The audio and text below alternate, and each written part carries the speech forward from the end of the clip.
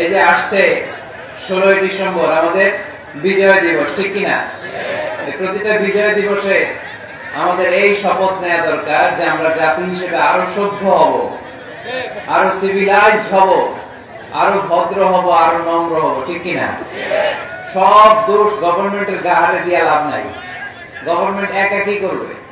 আপনি ঝালমুড়ি খায় আর ঝালমুড়ির প্যাকেট যদি রাস্তায় ফেলে দেন, এটা কি গভর্নমেন্ট ঠিক করবে? এই দোষটা খা যে জাতি এক জায়গায় প্রোগ্রাম করে ওখানে টিস্যু পেপার ফেলে যায়, পানি খেয়ে বোতলটা নিয়ে যায় না, ঝালমুড়ি খেয়ে প্যাকেটটা রেখে যায়, ওই দেশের গভর্নমেন্ট ওই জাতি ঠিক করতে পারবে না।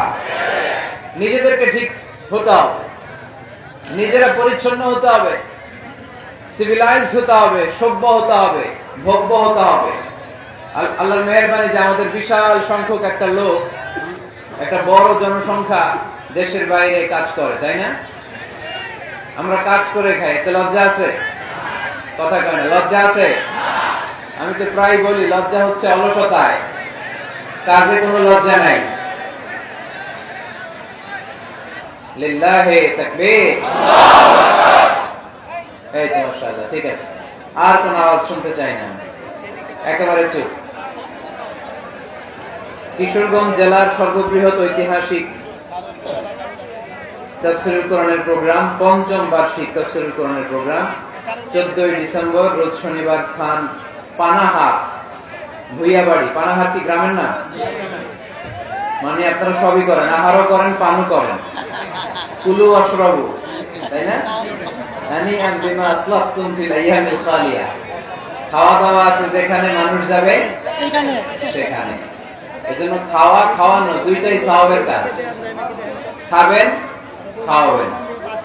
আল্লাহ রাসূল সাল্লাল্লাহু আলাইহি ওয়াসাল্লাম যখন মক্কা থেকে মদিনায় গেলেন, আল্লাহ রাসূল সাল্লাল্লাহু আলাইহি ওয়াসাল্লাম বললেন, আতঈমুত তাআম, মানুষকে খাবার খাওয়াও, খাদ্যের সংকট দূর করে দাও। মদিনায় যে সর্বপ্রথম আল্লাহ রাসূল সাল্লাল্লাহু আলাইহি ওয়াসাল্লাম কি সংকট দূর করেছেন? খাদ্য সংকট। আওয়াজ করে বলতে হবে, কি সংকট? এই পৃথিবীতে যদি খাদ্যের সংকট লেগে যায়, কেউ এই সংকট দূর করতে পারবে? এই খাদ্যের ব্যবস্থাপনা কার হাতে? আমাদেরকে রিজিক দেয় কে? জিন জাতিকে রিজিক দেয় কে? প্রাণীকুলকে রিজিক দেয় কে? মৎস্যকুলকে রিজিক দেয় কে?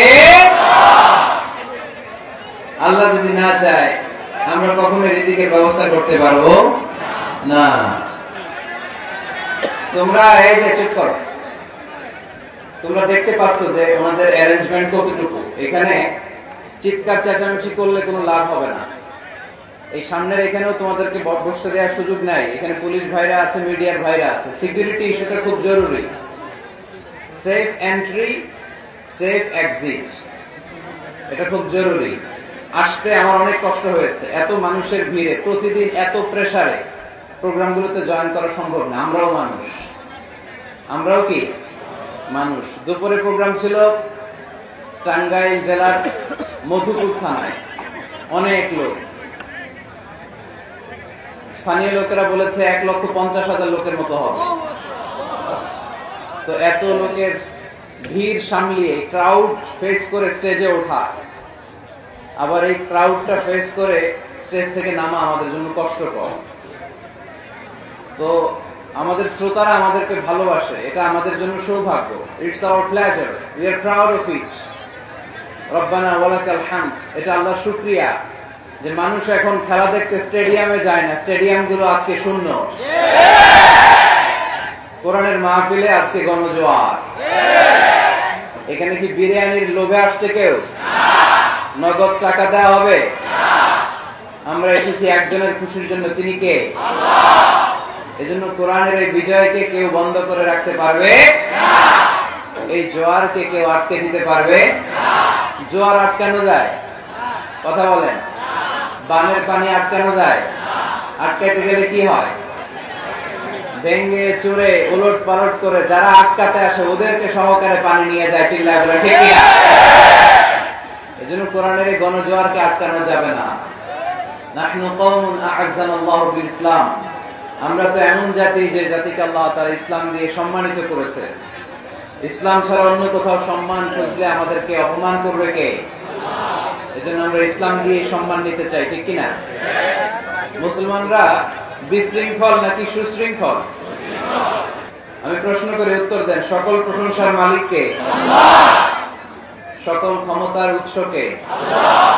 কেউ যেটা পারে না পারে কে? সে আল্লাহর জন্য পড়বো আলহামদুলিল্লাহ। সবাই পড়ি রব্বানা লাকাল হামদ হামদান কাসীরান তাইয়িবান মুবারাকান ফীহি ইয়া রাব্বি লাকাল হামদু কামা ইয়ানবাগি লিজালালি ওয়াজহিকা ওয়া আযীমি সুলতানিকা লাকাল হামদু বিল ঈমান লাকাল হামদু বিল ইসলাম লাকাল হামদু বিল কুরআন। আমরা প্রশংসা করলাম কার? সব সময় প্রশংসা করব কার?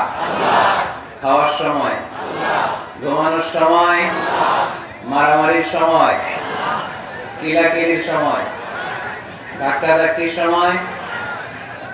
ধাক্কাধাক্কি ভালো লাগে? ভালো লাগে? ভালো লাগে?